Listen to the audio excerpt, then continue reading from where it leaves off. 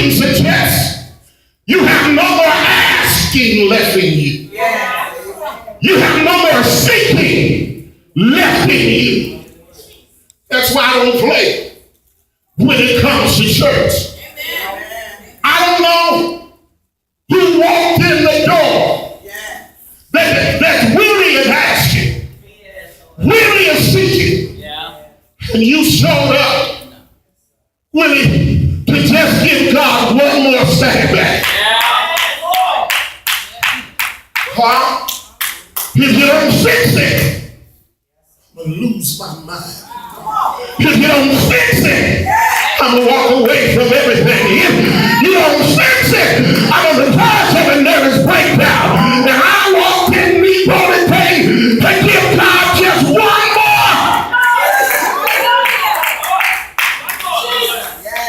Yes, Lord. In other words, you don't know who you're sitting next to, who's on life support. And I'm in here today to try to help you to just knock. What does knocking suggest? Knocking suggests that you are persistent in your prayer. Somebody shout persistent. Watch this. I asked and nothing happened. I've been seeking Angie and nothing happened. Y'all listen, let me try it again. I'm asking and nothing turned around. I'm seeking God and he's still quiet. I'm asking God to heal me, but the doctors wrote another prescription. I'm asking God to pay it, but the lights just got cut off. I'm asking God to give me victory, but I ended up in another battle.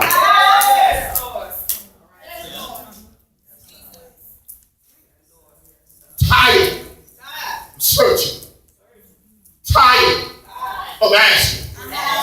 But knocking suggests this last round, I'm going to put everything I got into this last petition. This time, God ain't asking for nothing material. I'm asking for you.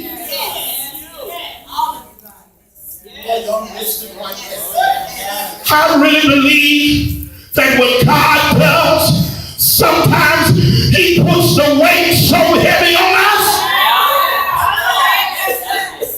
till we forget about what it is we want. Just start saying, God, I just want you. God, I just want you. I can be broke, but if I have you, I'm all right. I can be sick, but if I got you, I'm all right. I can be lonely, but if I got you. No wonder they used to say, song, I've got Jesus, and that's enough. I used to take issue with that song. When I was a younger child, I used to take issue with that song. As long as I got Jesus, that's enough. Then Vicki Winans came back and put her spin on it and said, I don't need nobody else. I used to take issue with that song, but life has taught me through 41 years.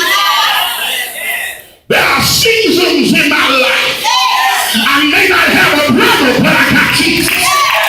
May not have a sister, but may not have cousins, but is there anybody in here?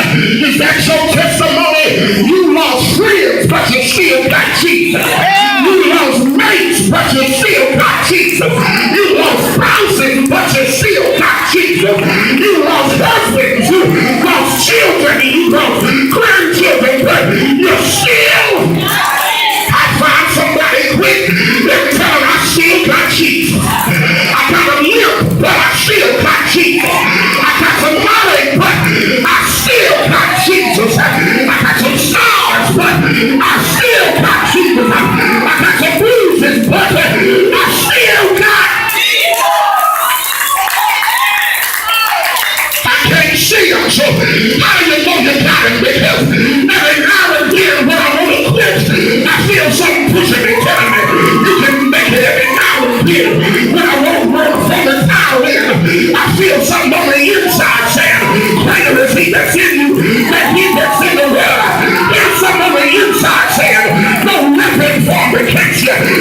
will prosper. I feel something on the inside saying, though he slay me, yet will I.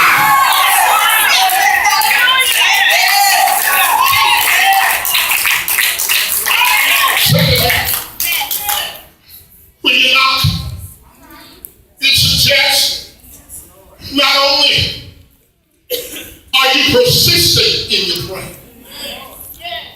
but secondly, it suggests you know the promise of prayer.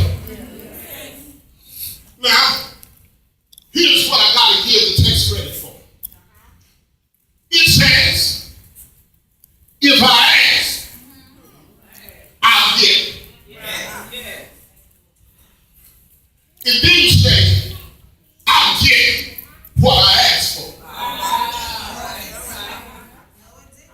Paul says, we don't know what to pray for. But the Spirit makes intercession. For us. Then he says, if you're seeking the will of God, he'll give it to you. You'll find it. Whether we want to walk in it or not is up to us. Then here's the one that got me. When you knock, it says the door shall be open. Well, I didn't think you would catch that. So let me talk about open for a moment. That word open really means to divide or clear the way. It means to divide, elder, or clear the way. It means to divide or clear the way.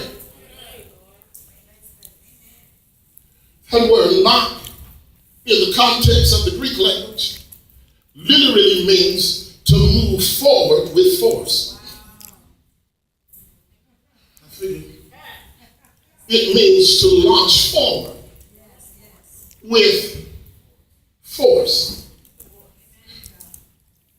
It means, Sister Jackson, to move forward with force. Notice, if you will, how I got the energy to move forward. Because I've asked and I've been seeking. And as a last resort, I'm moving forward. Because now I'm at a place of do or die. Fight or flight. And the text says, Brian, that when you decide to move forward, God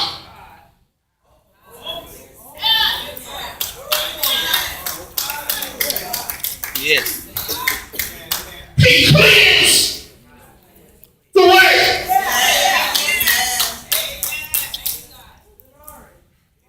I shed some light on the text. Have you ever noticed that the closer you get to God, Kiara, the more people start disappearing from your life? It's because you decided to move forward. And God started to.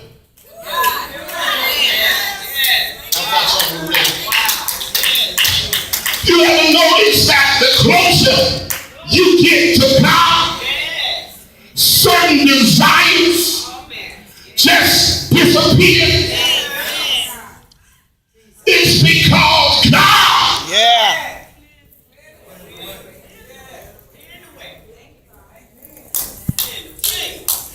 Notice what the text suggests, Deacon Phillips, that if you really want to get to God, He'll make a way, He'll clear the path, yes, for you to get to it. Yes.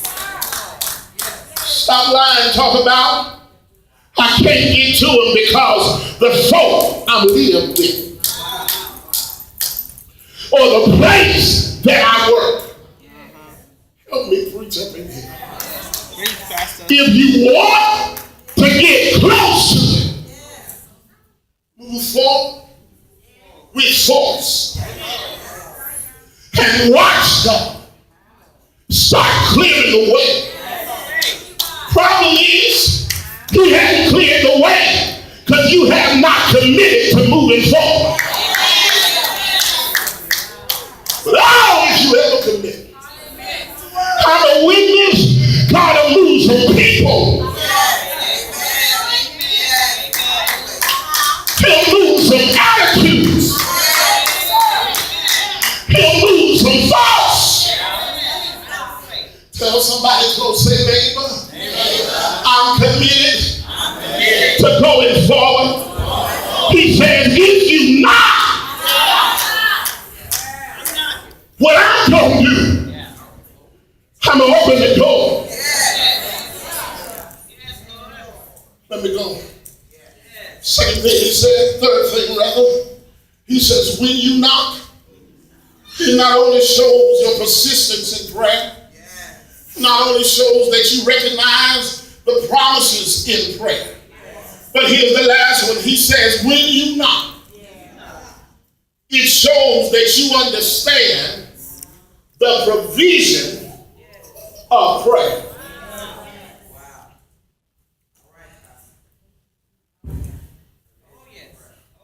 Can I show it to you? At the beginning of verse number 7, he makes it corporate. Says, when you knock, the door gonna be open. But then he says, at the close of verse 8, to him. Try it again. Verse 7, whoever knocks. Verse 8, to him that knocks. Here's what I love about prayer and knocking, is that God makes it so personal that no matter how bad we ask other folks to intercede for us or on our behalf, God says, if you want to get close, you come on. That's right. Well, y'all mix that. Go ahead, Pastor. If you want to get close, you. There are some places you can't take your friends. There are some places you can't take your homies or homettes. I wish I had some help. He says, if you want to get close, you come on. Now here's what I love about that king, and I'm gone. It didn't give restrictions on the him. It didn't say him that got a clean hands. It didn't say him that got a squeaky clean record. It said him that knocks. That word him is a neuter term, which suggests it's neither male nor female. Whosoever knocks, that's the one I'm going to clear the way for. I don't care where you've been. If you Jesus says, come on. I don't care what you've done. Jesus says, if you want to get close, come on. I don't care how much you lie. If you want to get close, come on. I don't care how much weed you smoke. If you want to get close, Jesus says, come on. You're going to make me call the roll. I'm trying to go ahead, but y'all sitting like you don't know what I'm talking about. I don't care how much Hennessy you drink. How much mellow you put down. Jesus says, if you want to get close, come on. And I know for some of y'all, that might not mean much. But for somebody like me, I came to Jesus just as I was, weary, worn, and sad. But I found in Him a sweet old resting place. And anybody here who knows the day that you made an effort to come to Jesus just as you were. You didn't have a sweet, clean past. You had some skeletons in your clothes. You had some junk in your trunk. But He says, if you're not, if you want to be close, I'll open the door and allow you to get close. Is there anybody in me today who can give God glory? But there have been times in your life where you can tell the truth. You have messed up, but God gave you a second chance. There have been times in your life you haven't walked the straight and narrow, but God gave you another chance. You haven't died every eye, but God gave you another chance. You haven't crossed every T, but God gave you a second chance. And I'm in here today because the God I serve, He's not a God of a second chance, but He's a God of another chance. As everybody in my Negro, you can thank God for another chance. I'm at the point in my life where I got weary with surface prayer. I got weary with just asking God. But now, I said now, I'm at the place in my life where if I never get it, I just want God. If He never gives me the house, I just want God. My heart is getting broken. I just want God. If you don't learn, encourage your neighbor who's grown weary. I shake their hand. I tell your neighbor, say neighbor, it's time to knock. I know you're tired, but it's time to knock. I know you're tired of heavy load, but it's time to knock.